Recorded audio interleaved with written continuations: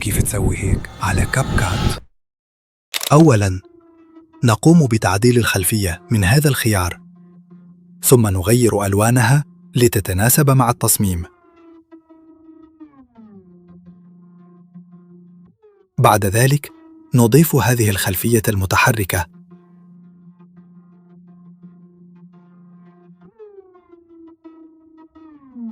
ثم نغير نمطها بهذا الشكل.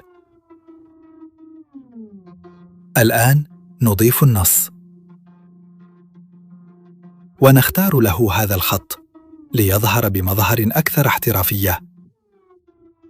بعدها نضيف كي فريم في بداية النص، ثم نتقدم قليلاً على الخط الزمني وننزل النص إلى هذا الموضع. الخطوة التالية هي إضافة هذا جراف، ثم نجمعه مع النص داخل جروب.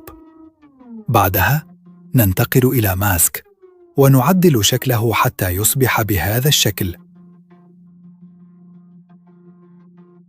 الآن نقطع المقطع عند هذه النقطة، ثم نرفع النص إلى الأعلى ونمدد هذا الجزء بهذا الشكل، وبنفس الطريقة نكرر الخطوات مع بقية النصوص.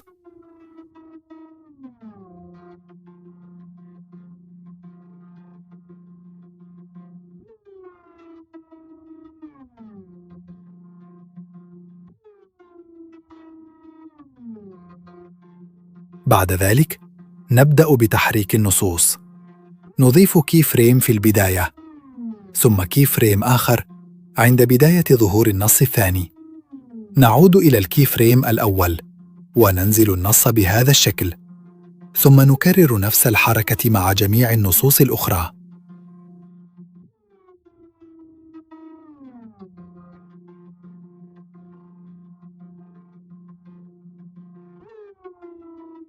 بعدها نضيف هذا الجراف إلى جميع الكي فريمز للحصول على حركة أكثر سلاسة.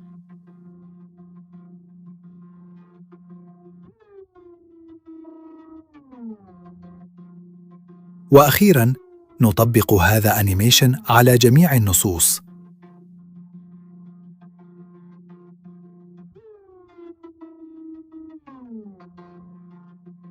بعد الانتهاء نجمع جميع النصوص داخل جروب واحد، ثم نضيف هذه التأثيرات لإضفاء لمسة احترافية على التصميم.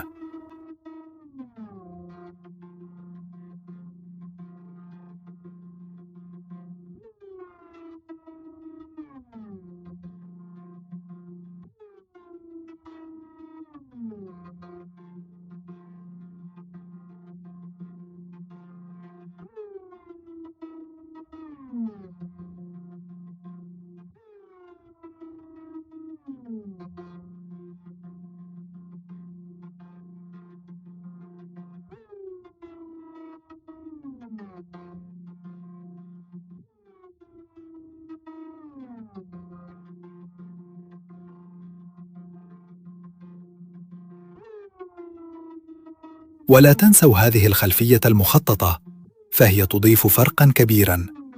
نقوم بتكرارها 3 مرات، ثم نجمعها داخل جروب ونغير نمط المزج مع تقليل قيمة opacity حتى نحصل على هذا المظهر.